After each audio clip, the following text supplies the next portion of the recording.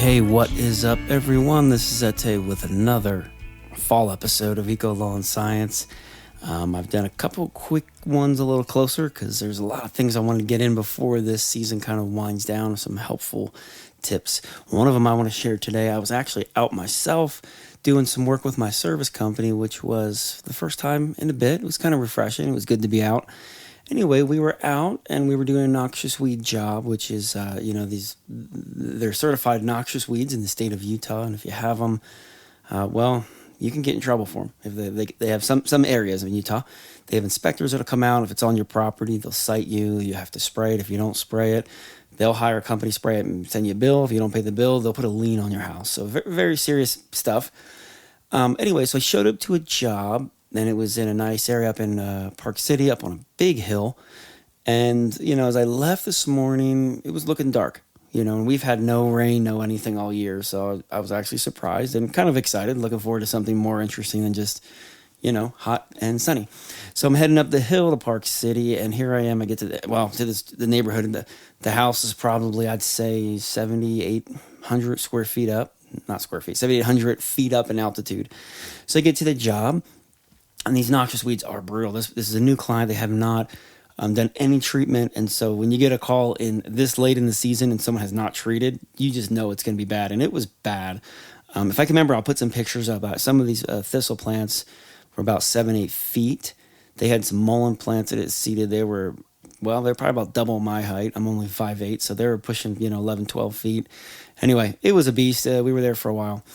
But what kind of made me think is this wind picked up. And here in Park City, you do get a wind, usually twice a day. But this is a strong wind. I think there's a storm somewhere out coming on its way.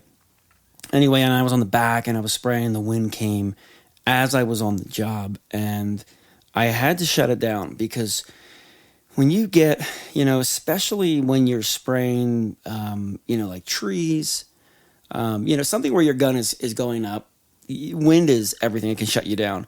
In lawn care, you do need to be very mindful.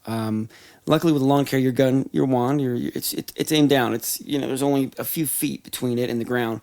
But it just made me think about the damage and the risk that can happen when you are applying in the wind. So for other companies, but also just for homeowners, just be careful.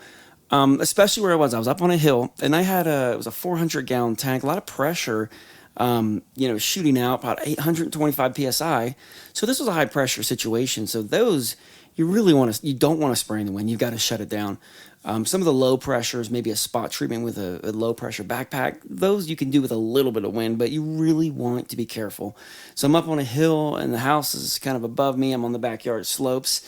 And I look down, and there's homes all below, maybe about a half-acre lot, so down below. And I was just kind of thinking of, wow, you spray this, and you can see, the droplets, and they just kind of volatilize. And then they just kind of go out.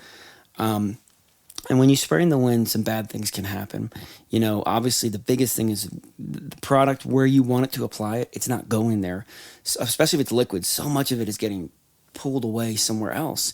And that could create a lot of pollution, a lot of issues. The biggest one you'll see people spraying in the wind, and it'll hit. They might be near a tree, or a tree could even be 50 feet back, and it'll carry it. And if you have a weed control in there, it'll carry it to that tree, and you'll see burns along the tree leaves. So you really want to be careful. But of course, even worse than that, and that's pretty bad, is there could be kids a couple lawns down. There could be a family outside. There could be a pet. Someone's walking their pet. And again, I know you don't have control. We don't have control of the weather, so it is hard. And especially when you're running a business and you've got things that have to be done, sometimes you're tempted to push it. But when it comes to wind, I just really recommend playing it safe and being smart. You don't want to get anyone sick. You don't want to, and you don't want a lawsuit, right? I mean, even if you're a homeowner and you're doing something and it goes a house down and hits your neighbor's plants and kills them or whatever, that could be a lawsuit. That could be a big issue. So just be mindful when you're out applying. This just really reminded me, hey, I will do a quick episode on just wind. Be careful of the wind. You would be shocked if you knew how far some of these things go with no wind. It's a really interesting thing, and maybe we'll do an episode on that later. I'll bring in some research that I was studying about a year or two ago on this topic. But the whole point of this was, if you got a lot of wind, Think about it. Think about the direction, what's happening, and see if there's anything else you can do. If you can let it pass, if you can use a different type of product, maybe get away from a liquid. But again, even granulars on high wind, it's going to throw stuff. It's going to throw off your patterns of your fertilizer, so you're not going to have straight lines. And again, it's going to take the weed control or whatever it is and just put it off-site and not hit the target. And so at the end of the day, being in the business, that's the worst thing you can do. You want your product, if you're going to have any impact, if you're going to use any products, whether they're organic or not, you want them to end up where they're supposed to end up. I mean, that's a big deal. So anyway, just be mindful, if you're out there applying, again, whoever it is, if it's windy, I recommend just shutting it down, taking a break, coming back. Usually here in Utah, that wind will pass and it'll be a perfect sunny day. But if you're in an area where that doesn't happen, just wait a day. It's just worth it. So anyway, hope that helps. Just a quick little thought that I had this morning. See you later. And yeah, I'm wearing the same jacket. It's a little chilly.